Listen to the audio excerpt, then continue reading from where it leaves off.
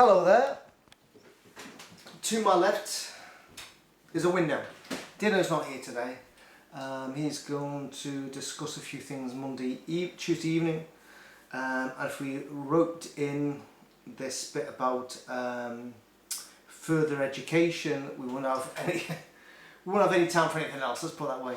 I would have done this earlier, but unfortunately, my personal circumstances are a bit up in the air at the moment because my father had a stroke. So on Saturday, 2 weeks ago, went down to where he lives in Ellesmere Port and back, and it was 3.5 hours there and 3 hours back. And yesterday we all went down again, so it's been a bit tiring. And I was back to work today. I don't know whether we'll ever get the same man back that I've known all my life. And he's 88, so I suppose, as they say, he's had a good innings. But still, when you see your father not being able to communicate with you, yeah, it's difficult. Anyway, the other day, apparently the governing body announced through somebody or other, might have been Splain, who explained that this thing about higher education, further education, that it was going to be more a case of it's your personal conscience issue. If you're happy to go for further education, university, blah blah blah blah, it was okay, that it wouldn't affect your progress through the congregation to be a servant, an elder, or what have you. However, to me personally, it's for me personally, being the window cleaning generation that has passed away, it is a betrayal. It is a complete betrayal, because when I was brought up in the witnesses in Ellesmere Port, then Wallasey, then Ayr, nobody I knew my age or a bit older went to further education. Nobody went to college or university or became became masters of anything, masters of the universe. None of us. It was completely discouraged, and it wasn't a personal decision. It wasn't an issue based on your conscience matter. You knew that in fact it wasn't even an option. It was quite clear from the get-go. It was a case of don't seek any further qualifications. If you come out with straight A's in A levels or whatever it is, or the highest qualification you get, and you have a natural academic qualification, forget about it. Just get the nearest job which will keep you going, put food on the table, clothes on your back, and get into that preaching work, because Armageddon is imminent, and you should not be looking for what further education might for you. And in fact, Dino brought this up the other day. He used like the things that AI do. Now, AI's got quite clever now, where they just go on a lot of things that relate to a subject and then sort of surmise it in a lot of little block things. And what they've said here is enough bang on. So these are the reasons why higher education was discouraged, according to AI. The environments of universities and colleges are seen as potential threats to a witness's moral and spiritual well-being, leading to exposure to worldly philosophies and behaviours. Number one. Misguided goals. Higher education is often promoted as a path to wealth, which is considered a futile pursuit by the organisation. Number two. Time for spiritual pursuit. Time spent on advanced secular education is seen as time taken away from more important spiritual activities such as preaching and attending meetings. Number four, worldly influence. The emphasis on higher education by the broader world is viewed as a worldly influence that witnesses should not automatically follow. So, Alternative educational paths. Spiritual education. The primary form of education emphasises spiritual focus on Bible principles and moral values. Practical skills. The organisation encourages learning practical skills, trades or vocational training that are not necessarily higher education. Theocratic goals. Members are encouraged to pursue activities and goals aligned with the organisation's beliefs, such as the ministry. Important considerations. Jehovah's Witnesses do not officially prohibit college education, but rather issue warnings and strongly counsel against it. Focus on reasons. The advice given to members is to carefully consider their motivations for pursuing higher education, asking if their goals are truly aligned with their faith. Bang on with that one.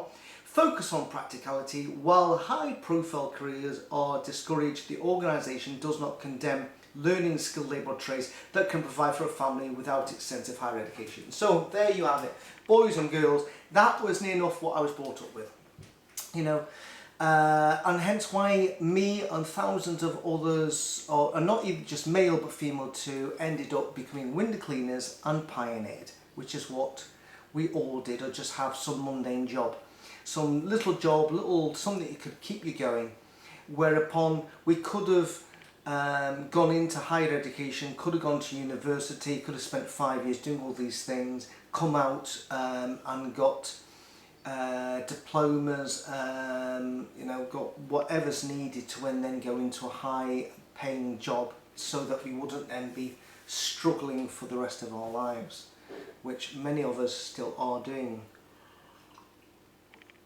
So I think this is this latest thing where they're just saying that's actually, it's okay, it's all down to your conscience. If you want to go to university, yeah, it's up to you.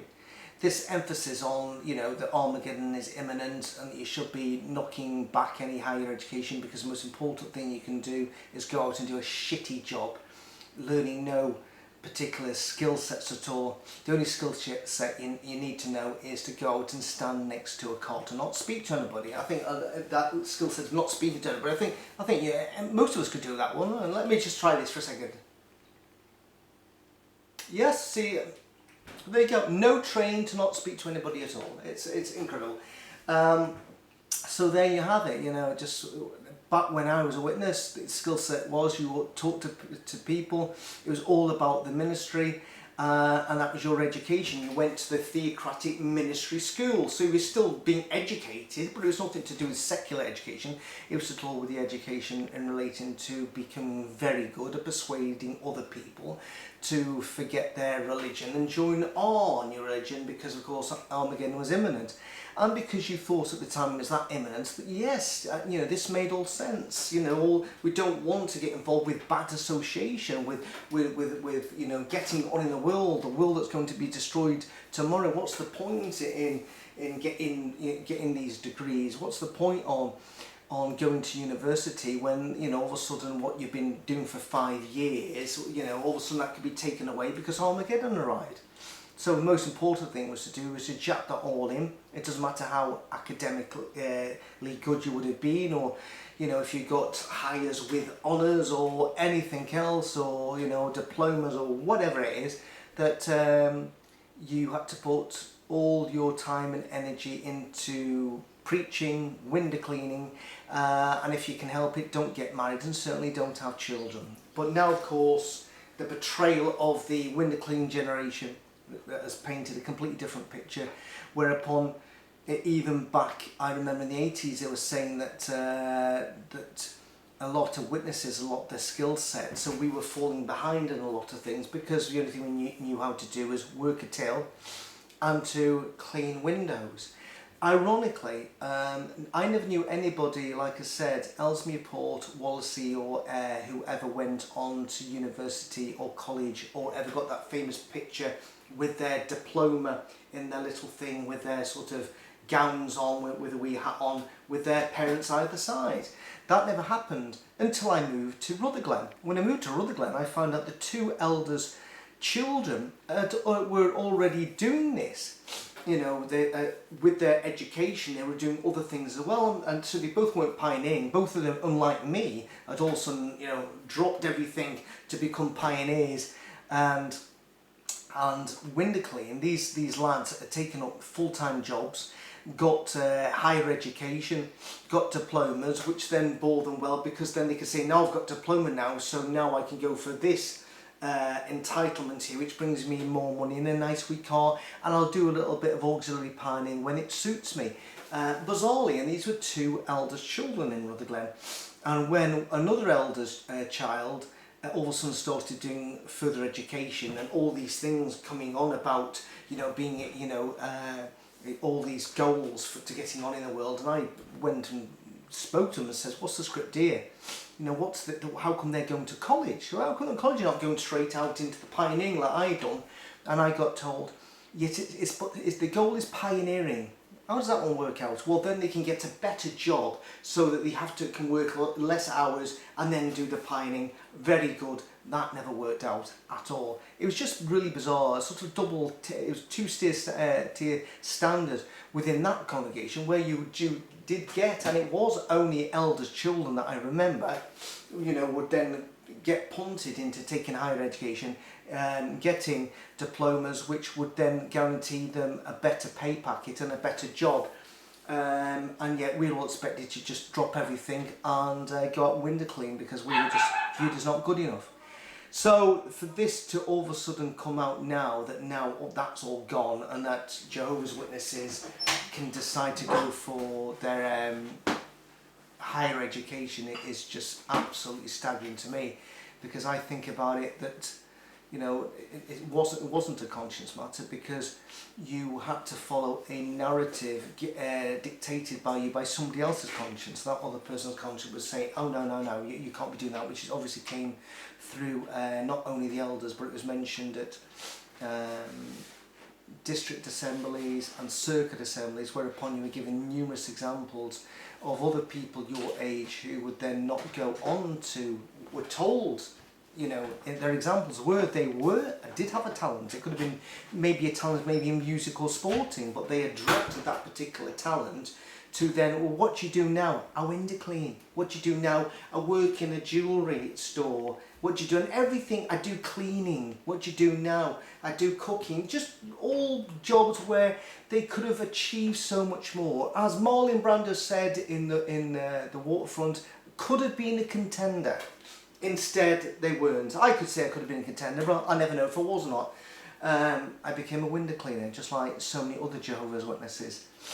And it makes me so angry. It makes me so angry, and I feel grieved at the person I could have been, you know, using the talents I had then. Heaven knows what would have come of me, or anybody else in you, who had a potential to do something in this world, but we're told that this world was on its last legs and going to be ending, so why try to accomplish anything in this world, because Jehovah's bringing this world to its end. Very odd. So what's next? What's next with this?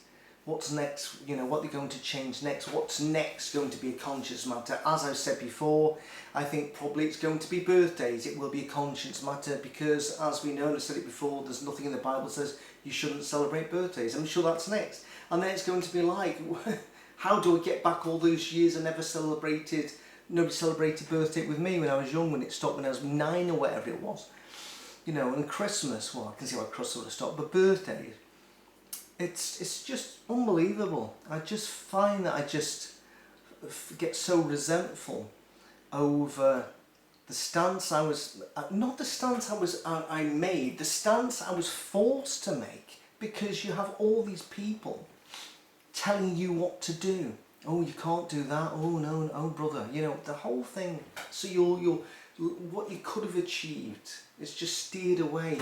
Always remember, Jehovah's ministry is the most important work that can be doing, brother. Yeah, you're right. Banged on about it in the meetings, at the assemblies, and by other people who'd already taken that route, and you thought, yeah, that's what I should be doing. It's such a shame. The things that we could have all achieved, people my age, the window clean generation that has now passed away. It's now passed away and it'll ever come back. Now these brothers and sisters, if they want to, can be encouraged to go for higher education, saying, well, if you do get this, maybe you can be using the Bethel, maybe you can do this for this or that and the other. It's just bizarre. It's just an extraordinary thing. I find it just so upsetting. As you can tell, it just is. I don't know what I would have achieved.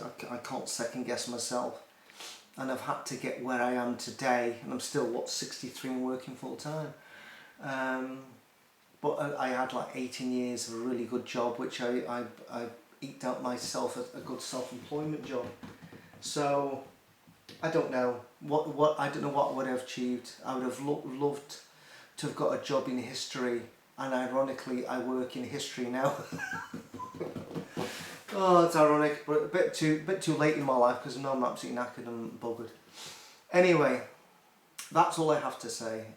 Obviously I appreciate your thoughts, and if you want to, as we say, like the video and subscribe, and Dino will be back on Tuesday, giving us his latest cart encounter, which he had a number of days ago, and he's also talking about, I believe, the governing body, as in the Bible, because Dino spends all this time doing his research, which I think is second to none, as I said before, and I just literally have a thorn in my side, and I just let rip for maybe 20 minutes or 15 minutes or whatever, however this video has been.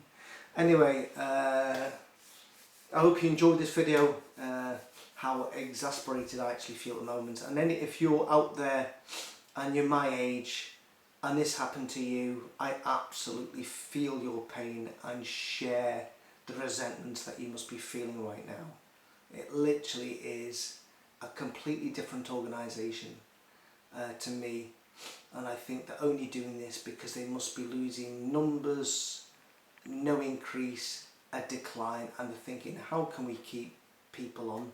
And I think this is what this is all about, you know. Incredible. Anyway, see you later. I'm off. Bye.